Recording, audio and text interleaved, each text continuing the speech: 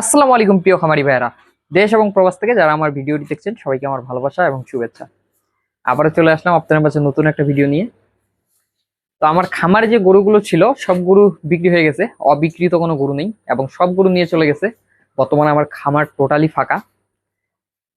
গতকালকে এই যে তিনটা গরু দেখতেছেন, এই লাল গরুটা, তারপর এই পাশে ক্রস দুটো গরু, এই গরুগুলো আমি গতকালকে নিয়ে আসছি এক কৃষকের বাসা থেকে।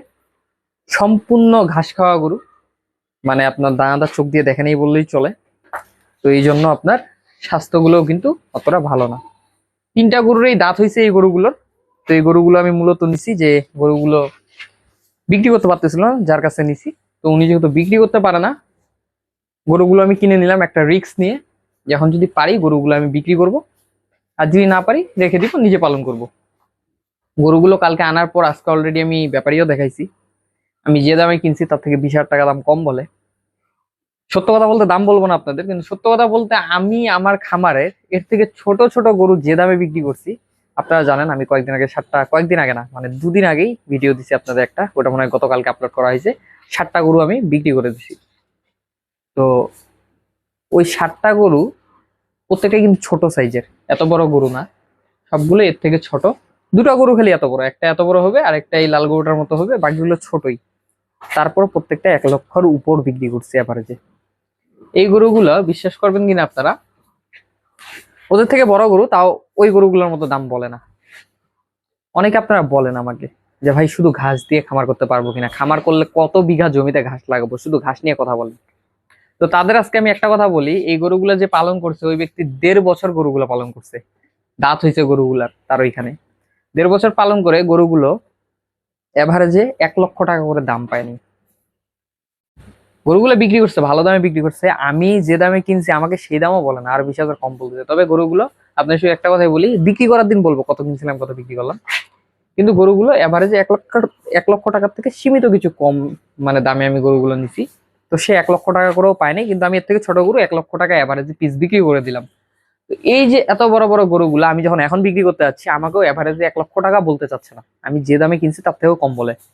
এর কারণ হলো সবার একই কথা, যে গরু বড়, এই গরুর মাংস থাকলে 1.5 লক্ষ টাকা বিক্রি হইতো এই কালো গরুগুলা, কিন্তু এগুলো তারা 1 লক্ষ নিতে নারাজ। এর কারণ শরীরে তো মাংস নাই, এত বড় বিশাল দেহ দেখে কি লাভ হবে। গরুগুলো কিন্তু ছোট না, মোটামুটি বড় গরু, শরীরে 5 মণ মাংস ধরার মতো গরু, কিন্তু এতগুলা মাংস নাই।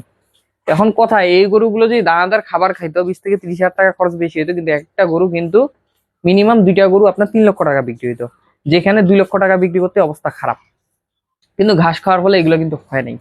তো আপনারা যারা আমাকে বলেন যে ঘাস লাগাবো, কত বিঘা লাগাবো, ঘাস দিয়ে ফ্যাটেনিং করা সম্ভব কিনা, এই যে দেখতেছেন ঘাস দিয়ে এমন ফ্যাটেনিং করা সম্ভব।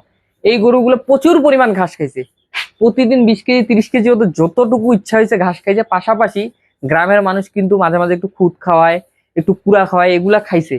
শুধু যে ঘাস খাইছে তা না, সাথে একটু কুদ কুড়াও খাইছে। তারপরও কিন্তু দেখেন স্বাস্থ্যের কি একটা অবস্থা।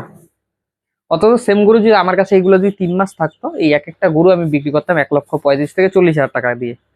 অথবা এই গরুগুলো যদি আমি 2 মাস আগেও কিনতাম, 2 মাসে এগুলোর পিছনে আমি 15,000 খরচ করতাম, 1,30,000 থেকে 40,000 টাকা করে আমি এই গরুগুলো বিক্রি করতাম। মানে 20-25 হাজার টাকা করে গরু প্রতি আমার প্রফিট হয়ে যেত। তো এই হলো হিসাব, যখন আপনি ঘাস দিয়ে পালন করবেন এর থেকে কিন্তু ফ্যাটেনিং হবে না। তবে এই ধরনের গরুগুলো আবার অনেকে পছন্দ করে, কারণ এই ধরনের গরুগুলোর সলিড মাংসটা খুব ভালো হয়, চর্বির পরিমাণ থাকে না, তো এই জন্য অনেকে পছন্দ করে ঘাস খাওয়া গরু। কিন্তু দুঃখজনক ব্যাপার, মানুষ কিনতে গেলে সবাই বলে ঘাস খাওয়া গরু লাগবে, ঘাস খাওয়া গরু ভালো, ঘাস খাওয়া গরু কিনবো। কিন্তু আমি যখন ব্যাপারীর কাছে বিক্রি করতেছি, ব্যাপারীর একটাই কথা, যে গরুর চর্বি না থাকলে, আপনার যদি মনে করেন যে গরুগুলো একটু ফ্যাটেনিং না হয়, আসলে কিনতে চায় না হাটে কেউ। এই শুকনো গরুগুলো হাটে কেউ নিতে চায় না, কারণ এগুলোর মাংস নাকি শক্ত হয়, পছন্দ করে না। তো যাই হোক, ভিডিওটা আর বড় করতে চাই না, হয়তোবা যখন বিক্রি করবো আপনাদের তখন ডিটেলে কথাগুলো বলবো। তো ভিডিওটা যদি ভালো লাগে অবশ্যই চ্যানেলটা সাবস্ক্রাইব করে রাখবেন, পাশাপাশি ভিডিওটাতে একটা লাইক দিয়ে রাখবেন। সবাই ভালো থাকবেন, সুস্থ থাকবেন। আসসালামু আলাইকুম।